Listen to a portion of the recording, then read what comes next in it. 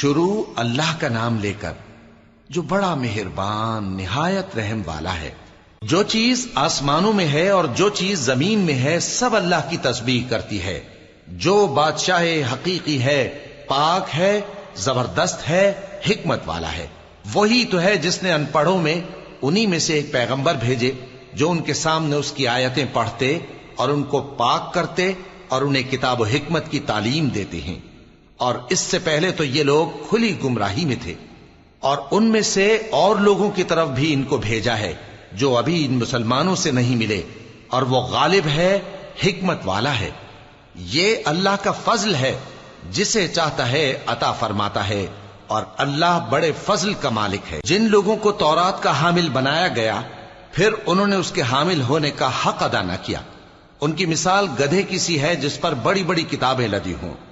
جو لوگ اللہ کی آیتوں کی تکذیب کرتے ہیں ان کی مثال بری ہے، اور اللہ ظالم لوگوں کو ہدایت نہیں دیتا۔ کہہ دو کہ اے یہود، اگر تم کو یہ دعویٰ ہو کہ تم ہی اللہ کے دوست ہو اور دوسرے لوگ نہیں، تو اگر تم سچے ہو تو ذرا موت کی آرزو تو کرو۔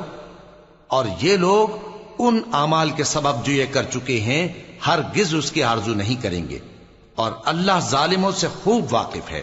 کہہ دو کہ موت جس سے تم بھاگتے ہو وہ تو تمہارے سامنے آ کر رہے گی، پھر تم پوشیدہ اور ظاہر کے جاننے والے مالک کی طرف لوٹائے جاؤ گے، پھر جو کچھ تم کرتے رہے ہو وہ سب تمہیں بتائے گا۔ مومنو، جب جمعے کے دن نماز کے لیے اذان دی جائے تو اللہ کے ذکر کی طرف لپکو اور خرید و فروخت ترک کر دو، اگر سمجھو تو یہ تمہارے حق میں بہتر ہے۔ پھر جب نماز ہو چکے تو زمین میں پھیل جاؤ اور اللہ کا فضل تلاش کرو، اور اللہ کو بہت بہت یاد کرتے رہو تاکہ کامیاب ہو جاؤ۔ اور جب ان لوگوں نے سودا بکتا یا تماشا ہوتا دیکھا تو ادھر بھاگ لیے، اور اے نبی صلی اللہ علیہ وآلہ وسلم تمہیں خطبے میں کھڑا چھوڑ گئے۔ کہہ دو کہ جو چیز اللہ کے ہاں ہے وہ تماشے اور سودے سے کہیں بہتر ہے، اور اللہ سب سے بہتر رزق دینے والا ہے۔